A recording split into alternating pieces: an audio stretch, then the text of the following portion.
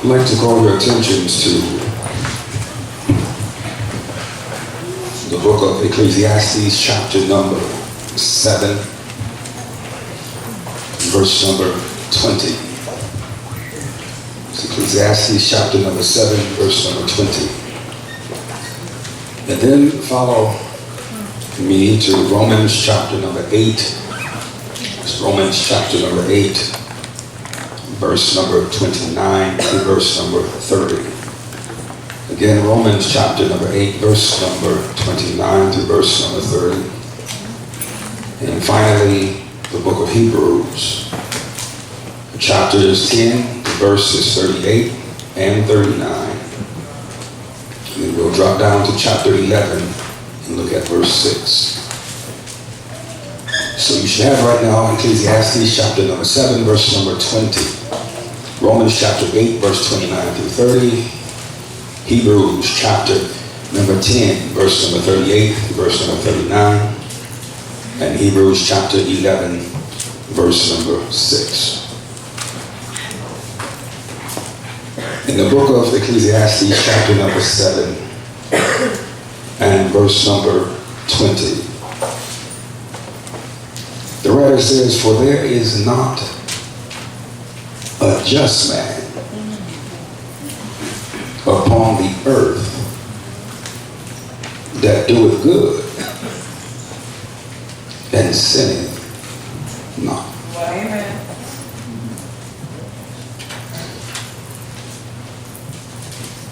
The best that we are is still not good enough. He says there's not a just person on the earth. And that still holds true. That sooner or later he or she will sin.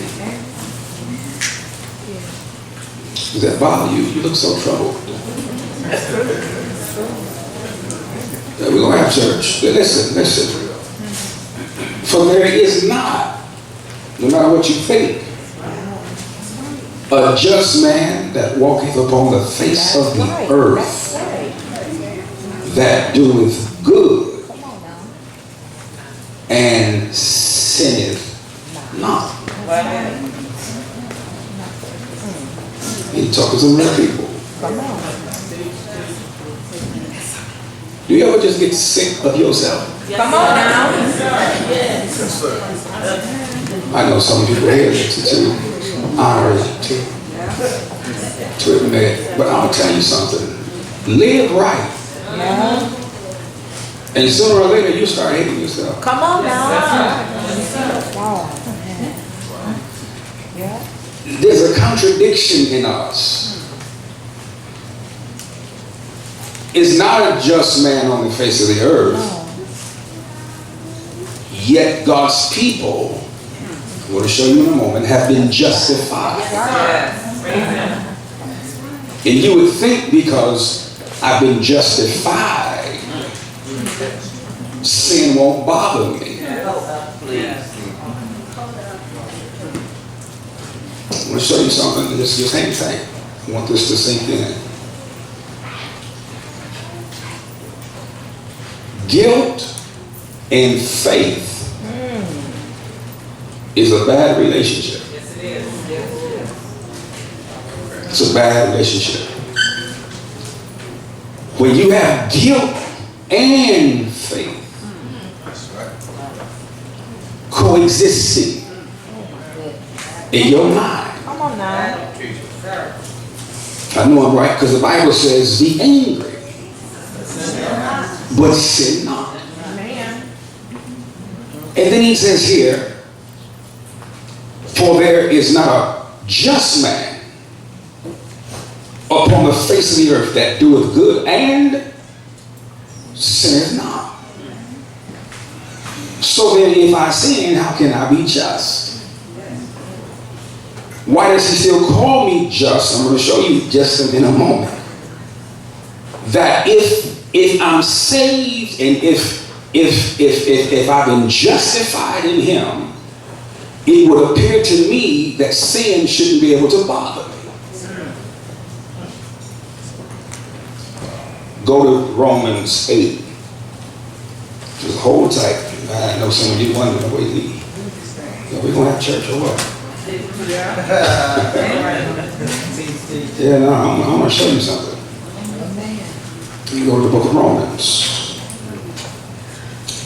Look at verse number 8. Chapter 8. Look at verse number, Romans 8, yes, and verse number 29.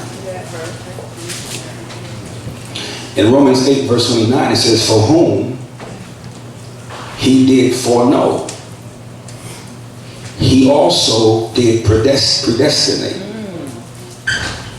to be conformed into the image of his son. Yeah. Come on now. That he might be the firstborn among many brethren.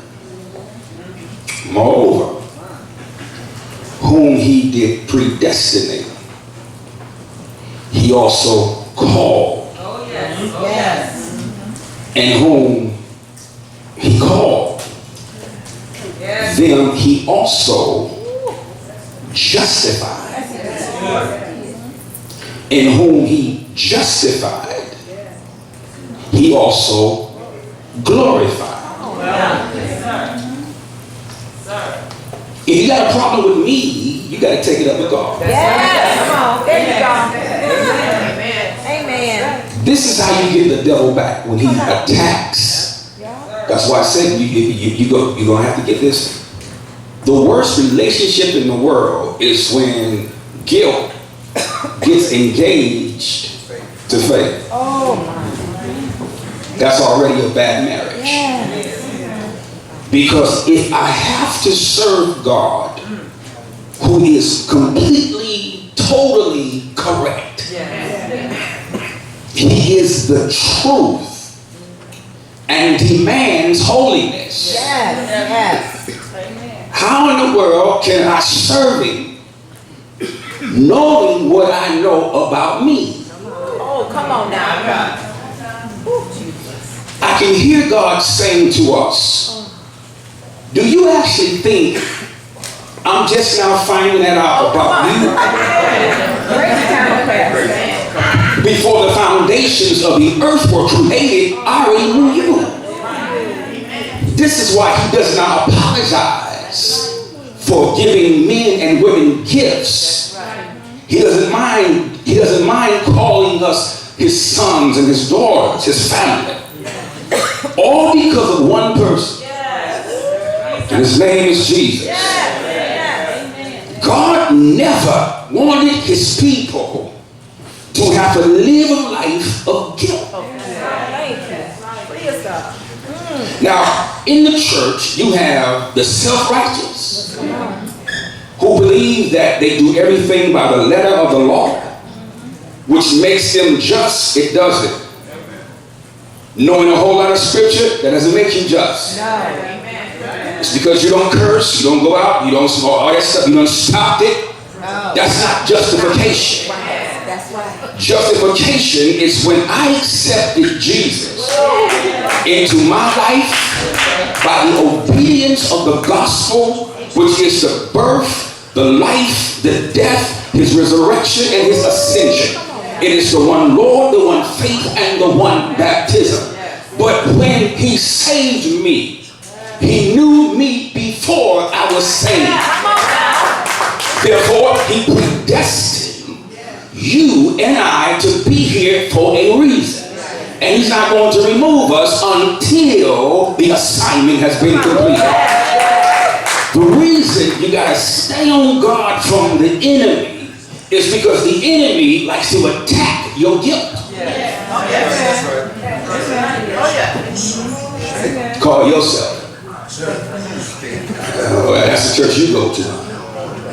Christ is doing you a lot of good, I see. And there are people who like to mock.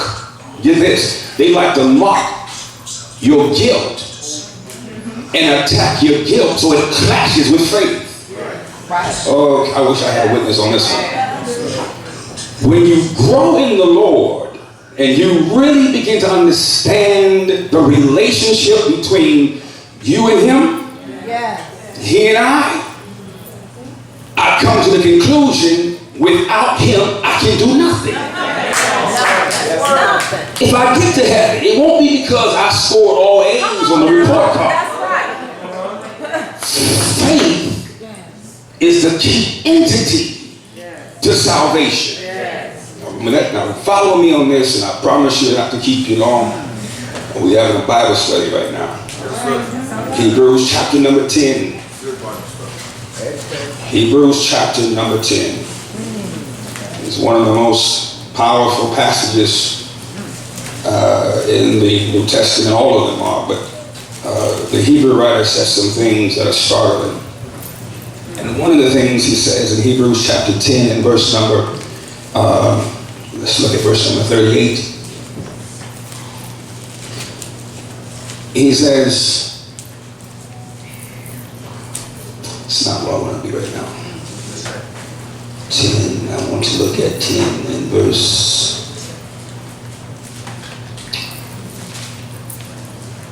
Yeah, yes I am. 10 and 38, here it is. Now, the just. Look this way. We just read over in Ecclesiastes. There's not a just man in the earth. And if you're looking for one, you won't find him. Here he says, get this. He says, now the just shall live by faith. But if any man draw back, he says, my soul shall have no pleasure in him. He says, but we are not of them who draw back unto perdition, but of them that believe to the saving of the soul. Drop down to chapter 11 and look at verse number 6. But without faith, it is impossible to please him. For he that cometh to God must believe that he is, and that he is a rewarder to them that diligently seek him. I want some people now to act like you want to have some church. I want to talk to you about the power of faith. It's the power of faith. Not some hocus pocus stuff. What does it mean to live by faith? To go through this by faith? Having faith or not having faith? Carrying guilt or carrying Christ? How am I to live knowing myself? Or do I have to get out of myself to see who he is? And say, thank you for saving me. Because I know if it were not for you, I couldn't do anything correct at all. He tears everybody down by simply saying that all have sinned, all have fallen short, and you and I have been justified only through the blood of Jesus Christ. This is what makes you get up in the morning and get your day started. You sit at the side of your bed, scratching your head, thinking about all that you have done and all that you still need to do. But then when you begin to think about that God kept you long before you knew this situation was going to come to pass, when you know that he's had your back even before mom and daddy went their own separate ways, when you understand that without him, I have no hope, I have no future, I have no destiny. So just because I'm a pastor, he was a deacon, he's a trustee, she's one of the servants of the Lord's church, or one of the Sunday school teachers, titles mean nothing. God says your title does not impress me. What impresses me is that you just figured out without me you couldn't make it in the first place. So you gotta be careful when you get on your job, and you gotta be careful when you hang around certain people who will attack guilt and make you feel bad about something you have done recently or in the past. When he attacks your guilt, then you'll stop coming to church. If he can attack guilt, you begin to be a little aloof. You don't want to be around too many people because when he attacks that guilt, it can even make you paranoid and by yourself. You don't want to be around nobody, and you just feel so bad. And it's just me. I'm just me. You don't know what I'm going through. But when you get out of you just for a minute and peek out that door and you see Jesus Christ, who is the great I am, he is the Lamb of God who gave his life. This is what it means.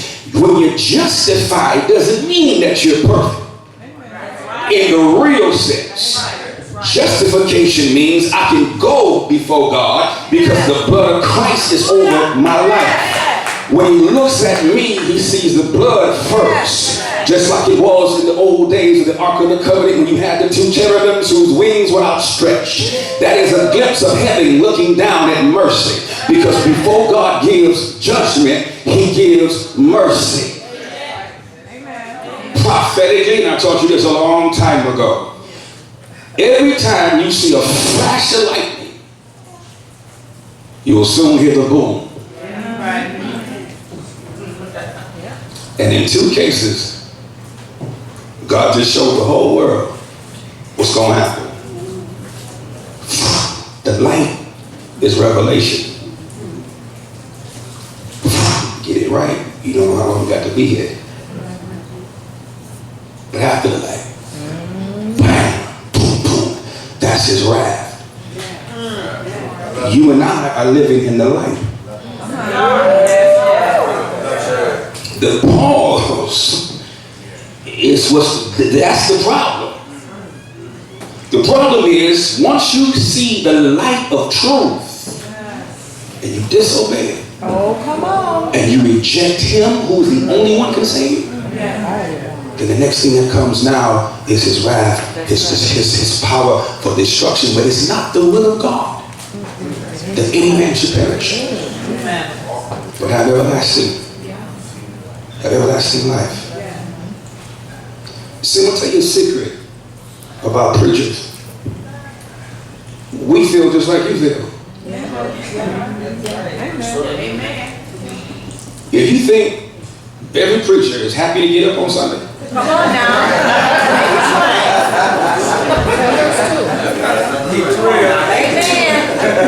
No, it's not that kind of party. A lot of times we have to preach to us so we can preach to you because we're all in the same boat. See, the reason I'm able to get up, it's not because I'm trusting in skills of oration or trusting in some type of poetic speech. I get up because I see the cross. And he predestined all of us. Whatever I've done, whatever you've done, he says, I want you to, you repent, I'll clean it. Come on, right. Totally. What happens is, somewhere in our lives, the pain dwells in the mind and the spirit. Some things you hate people for what they did, and sometimes you hate yourself for letting it happen. Share some witnesses. Amen. Hey, that's the truth. You get mad at a lot of people, but sometimes you get mad at yourself. And so what happens is the devil knows he does not have the power to send you to hell unless you let him. It was interesting. I'm going to keep it. It was interesting. The other day, I heard Prince Harry, who probably talked about his wife and who he was, and in his speech he says, I will always be in the family. My royalty remains, but my residence has changed. Prince was telling them, you can never prevent me from being royal because it's in the blood. It's not in these uniforms we're wearing. It's not when we're just on horses and going through town to show the people how powerful we are. No, he says, if I got on a t-shirt I'm still Prince Harry. That's right. And I said to myself, why can't we think like that? Is it the fact I got too much trust in me? Yes. Or not enough faith in him? And when guilt and when faith collide, it splits a man in two. The power of faith, church.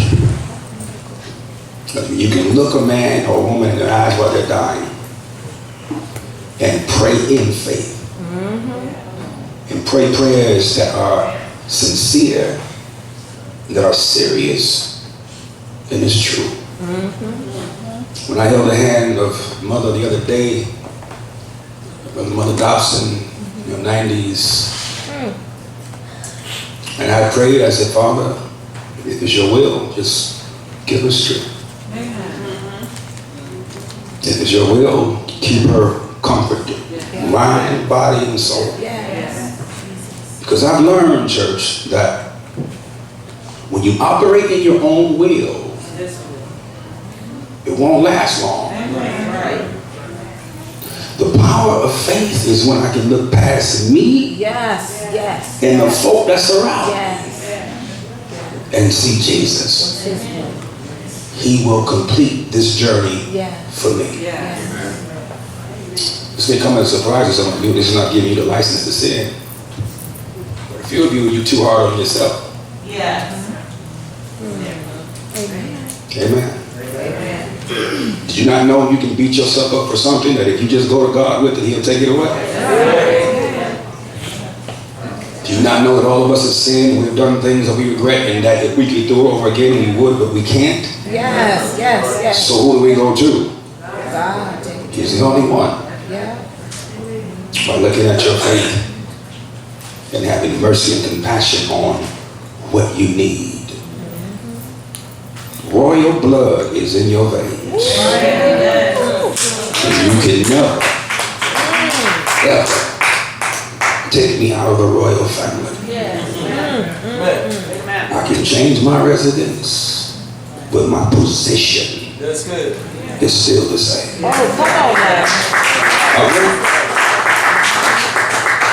I want some of you who desperately needed to hear both sides. The reason that if we don't have faith, we can't please God. God is saying, I can't send you anything else. Can you not see what you couldn't do, he did it. So instead of killing you, I killed him because he was innocent. Raised him up. Now he sits on the right hand, having all power. You now become his child through obedience of the gospel and baptism for the remission of your sins. Now, he knew you before you got saved, and he knew what you would do before and after you got saved. That should bring you some happiness right there. That he didn't have to let me show up. Never say you were a mistake. Never look at your family tree and put your head down because Papa was this. I heard Granddaddy was like this. No. Be thankful that faith allows me to see a light when darkness is all around me. God is saying, you can't please me trying to do this by yourself. But you can please me if you have enough faith to believe that I'm the one who can deliver you. The one who can heal you.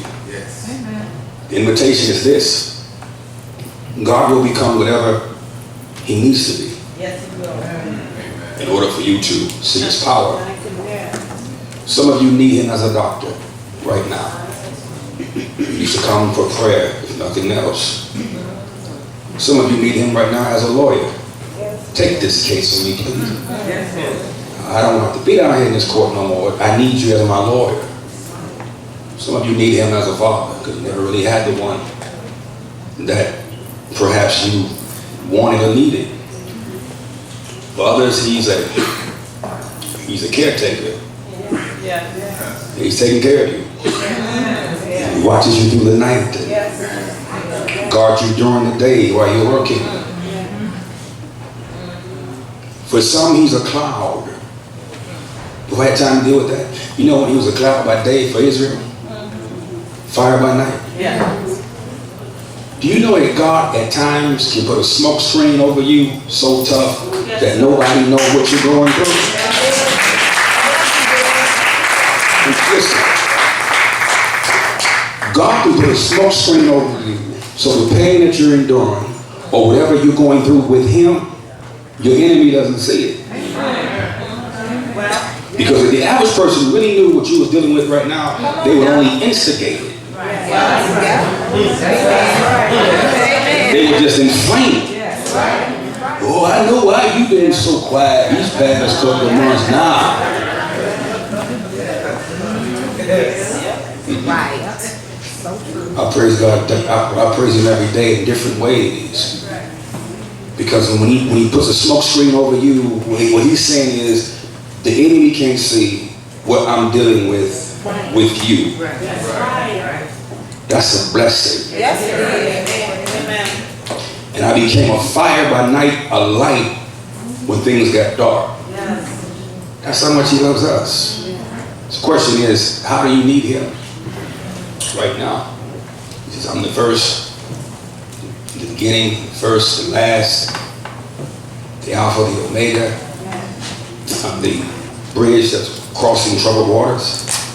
What do you need him to be now? If you need him, I want you to come. I want you to hold someone's hand.